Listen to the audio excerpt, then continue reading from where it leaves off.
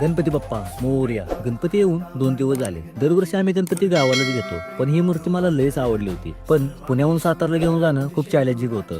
पण बाप्पा सोबत असताना कशाची भीती. शेवटी मूर्ती फायनल केली आणि गावाला निघालो. टॉपवरती आलो. गणपतीची मूर्ती सोबत असल्यामुळे भरपूर गाड्या सोडल्या, कारण व्यवस्थित जागा पाहिजे होती. थोड्या वेळातच पाहिजे तशी जागा भेटली आणि आम्ही निघालो घरी. रात्रभर डोक्यात विचार चाललेला, मूर्ती घरापर्यंत व्यवस्थित जावं. सोबत मूर्ती होती म्हणून माईला आगाऊपणा करू नको म्हटलेलं. मी नुसतं वाट बघत होतो, कधी पोचतोय आणि घरी कधी जातोय. जवळ आल्यावर धनश्रीने घरी फोन करून नेण्यासाठी बोलवलं. घरी आलो. आईने आणि धनश्रीने गणपतीची पूजा केली. शेवटी आलोच घरी. आता आम्हाला डेकोरेशन करायचं होतं. पटपट जसा प्लॅन केला तसं आम्ही डेकोरेशन करायला घेतलं. मागे पडदे लावून मधोमध कमान करून फुलांची आरस केली. लाइटिंग पण लावली. आता बाप्पांना विराजमान करायचे होते. तात्याने मूर्ती उचलून आणली. धनश्रीने आईने ती व्यवस्थित ठेवून घेतली.